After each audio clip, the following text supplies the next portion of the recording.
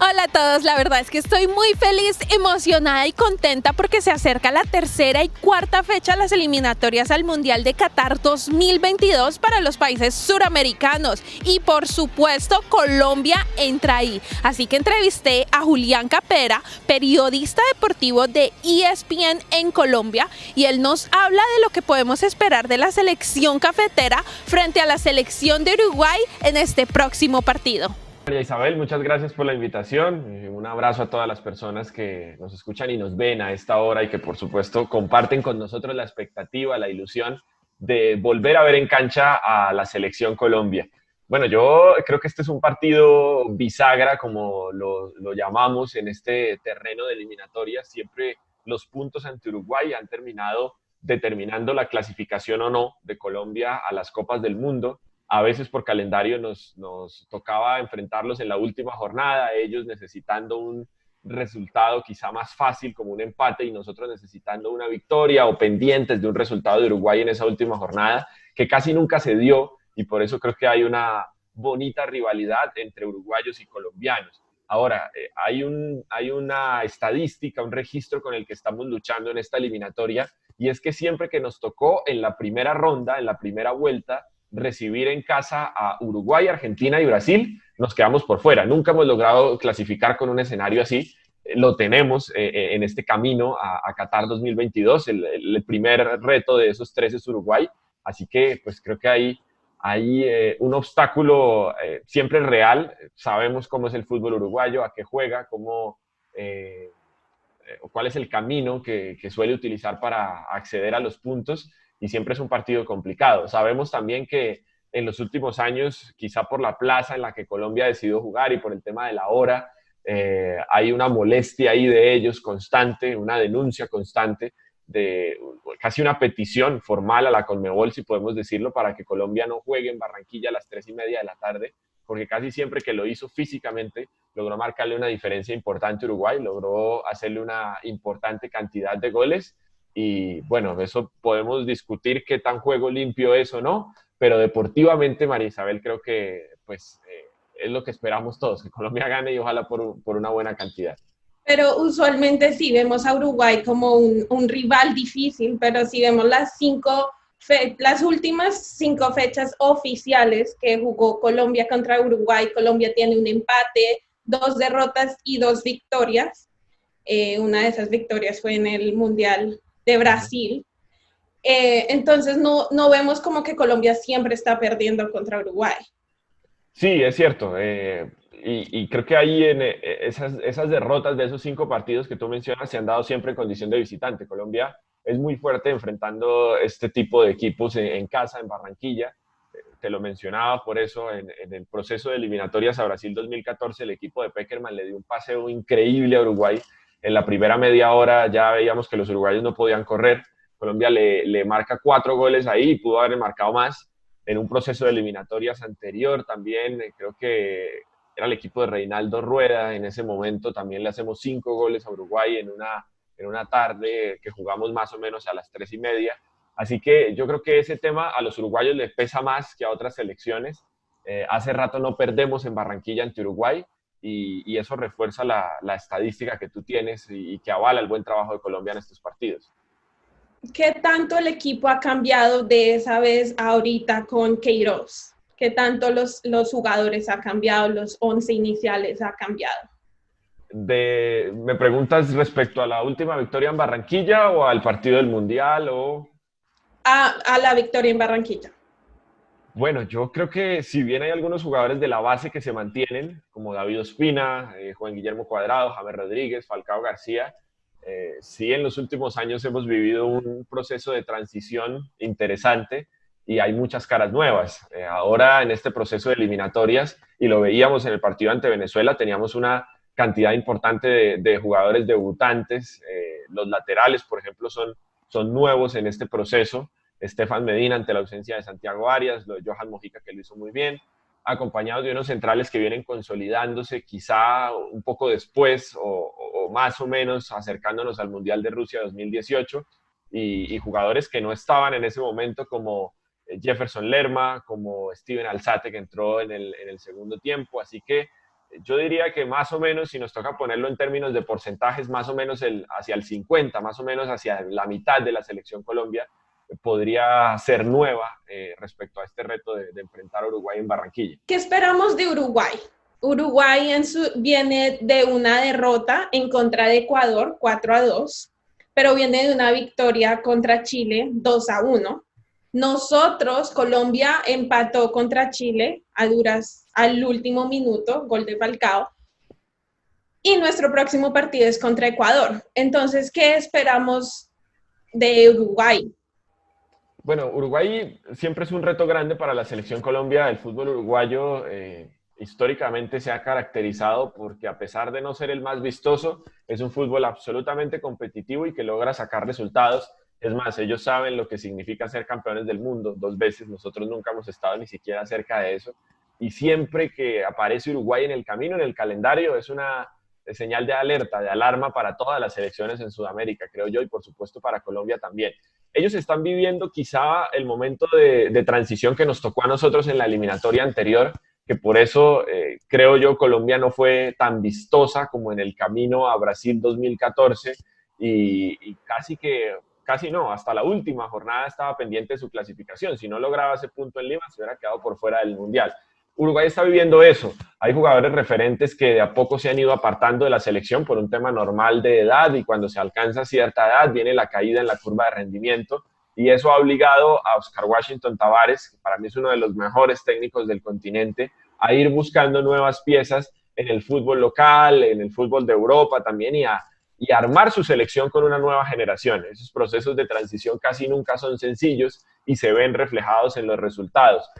No es la Uruguay de hace unos 5 o 6 años, que era una selección absolutamente fuerte y que quizás si en ese episodio de Luis Suárez mordiendo a Chiellini en el Mundial de Brasil, justo antes de enfrentar a Colombia en los octavos de final, no sé si Colombia había tenido la capacidad de pasarle por encima futbolísticamente como le pasó a Uruguay en ese partido. Creo que ese fue un golpe muy duro para ellos y que los termina eliminando antes de jugar ante Colombia. Pero esa generación de Uruguay era un equipo para mí más fuerte del que vamos a enfrentar ahora. Igual, como te digo, tienen la capacidad de, sin brillar tanto, sacar resultados, así que es un equipo de muchísimo cuidado. Y esos resultados de las 2 primeras jornadas que mencionas demuestran un poco que están como en esa transición, y que así como pueden perder un partido fácilmente, al siguiente pueden hacer uno muy bueno y sacar un resultado importante ante una selección tan complicada como Chile.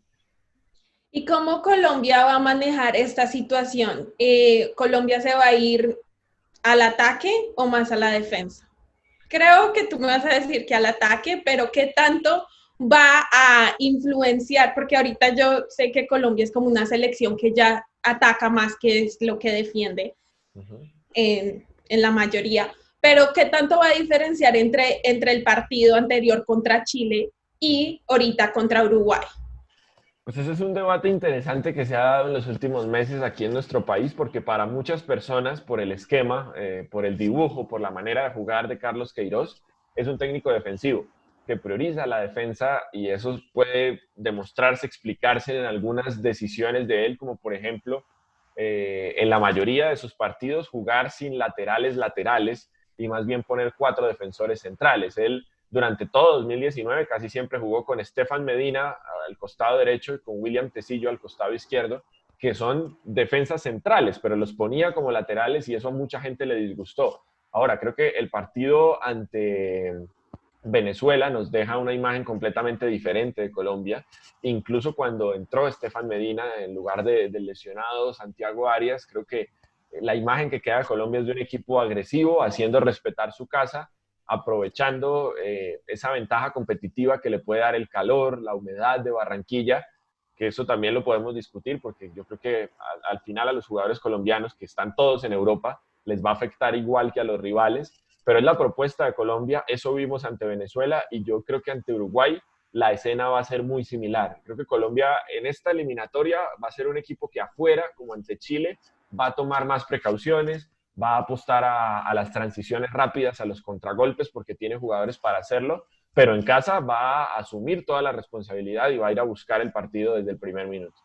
Entonces, lo que me estás diciendo es que Colombia cambia su estrategia, depende si es local o visitante y no depende de contra qué equipo va a jugar.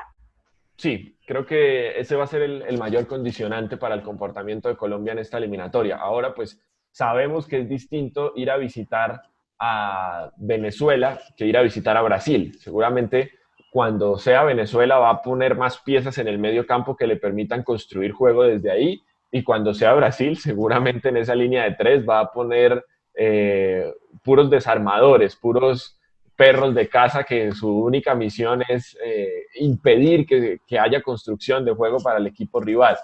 Pero sí, creo que en términos generales vamos a ver una selección mucho más agresiva, como puede ser normal en condición de local, y una selección que tome más precauciones afuera.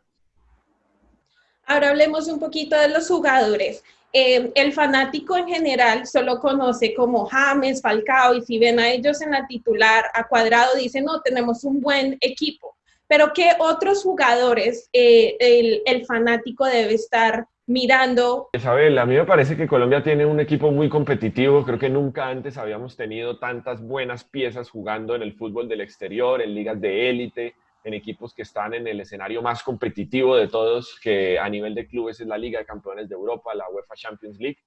Y creo que ahí hay jugadores muy interesantes. Por ejemplo, hay un jugador que hace un trabajo silencioso, pero que a mí me parece absolutamente rendidor y que para mí fue la gran figura de los dos primeros partidos de la selección colombiana en esta eliminatoria, y es Jefferson Lerma. Quizá por su posición en el campo y por tener como misión principal desarmar la construcción de ataque del equipo rival, a veces pasa desapercibido, y casi siempre los jugadores de ataque o los que hacen los goles son los que se llevan todas las flores, todos los elogios, los reflectores apuntan siempre a ellos. Pero creo que sin el muy buen trabajo de Jefferson Lerma en esos dos partidos ante Venezuela y Chile, Colombia no habría logrado brillar de la manera en que lo hizo. Quizá hay otros que ya tienen un poquito más de reconocimiento y que ya se han ido metiendo en el corazón, en la cabeza del hincha, como Wilmar Barrios, que me parece que también en esa zona cumple un trabajo fundamental. De los que vienen detrás, yo tengo mucha expectativa con Luis Díaz, el jugador del Porto, que no pudo estar en los dos primeros partidos por la cantidad de positivos para COVID-19 que había en su equipo en Portugal,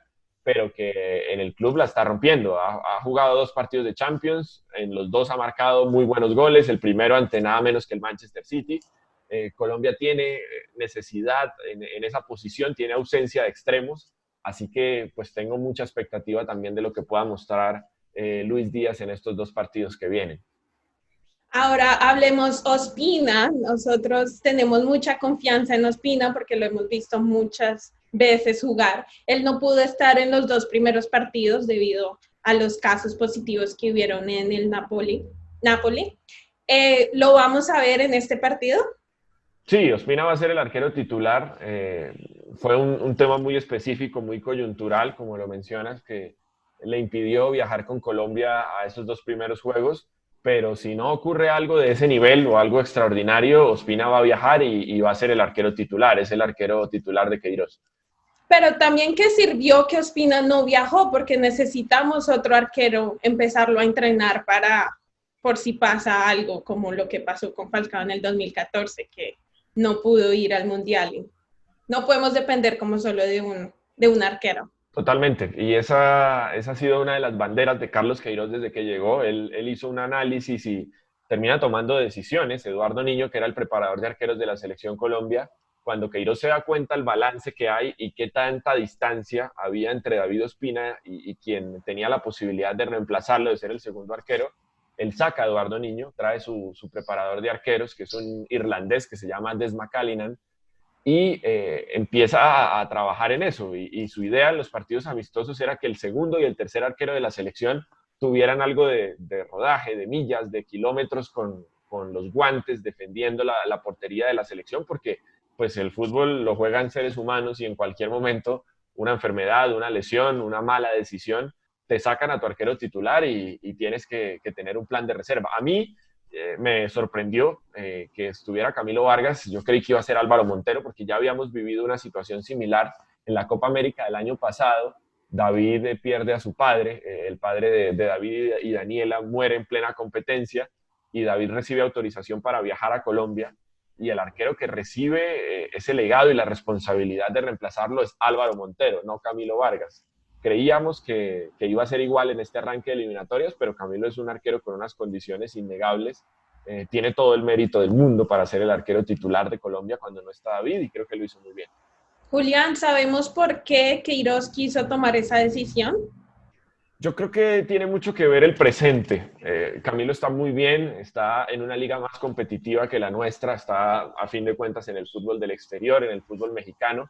Y Álvaro Montero, quizá en el último semestre no ha estado en el mismo nivel que demostró rematando en 2019. Él tuvo una situación muy complicada por el doping, fue sancionado 2 meses por consumir una sustancia que está prohibida por la UADA.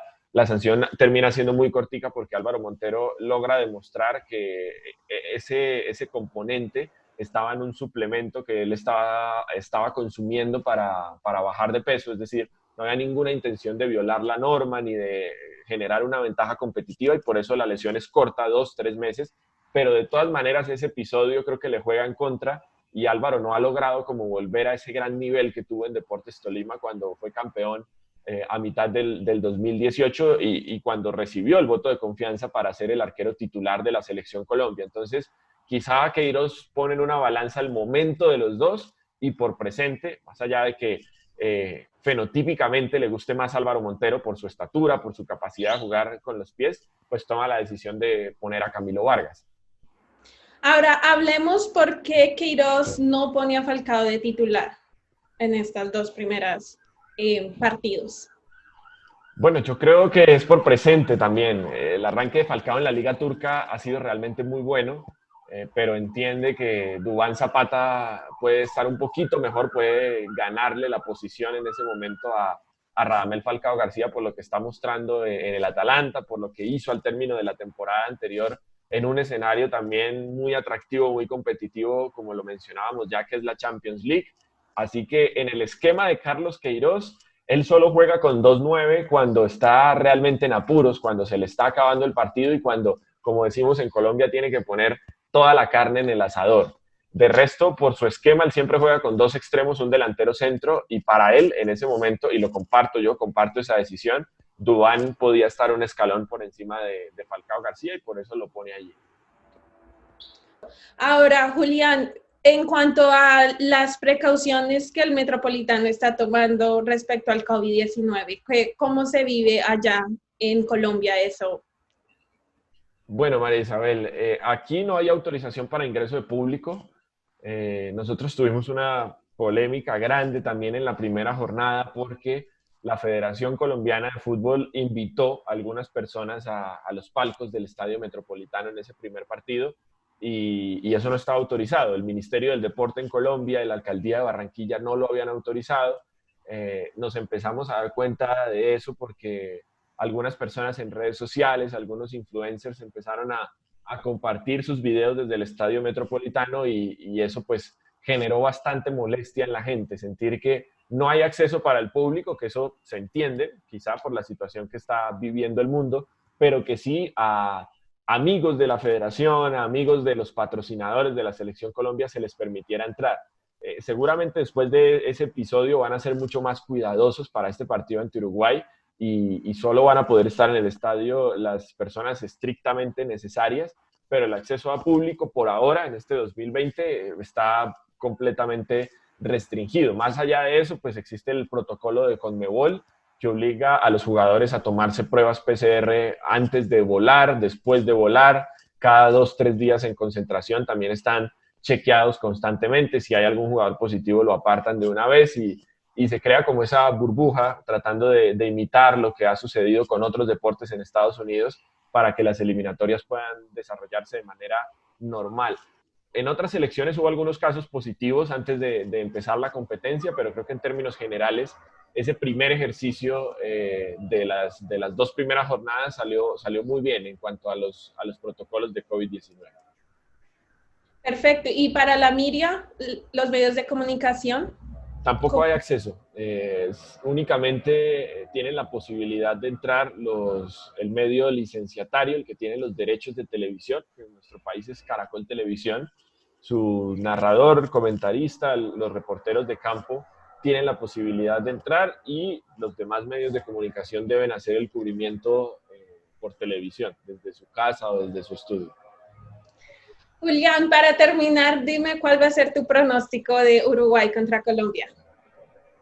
Bueno, es complicado. Yo no soy muy amigo de dar un resultado. Ojalá sean buenas noticias, ojalá sea un resultado positivo para la selección Colombia. Creo que este equipo está en capacidad futbolística de marcarle diferencia a Uruguay y de ganarle por más de un gol. Pero pues eso es en el papel. Toca ver en la cancha cómo se desarrolla todo. Bueno, Julián, muchas gracias por tu tiempo, muchas gracias por compartir tu conocimiento con todos nosotros y nos vemos en la próxima. Muchas gracias a ti, María Isabel, por la invitación y ojalá un buen resultado de Colombia en ese partido.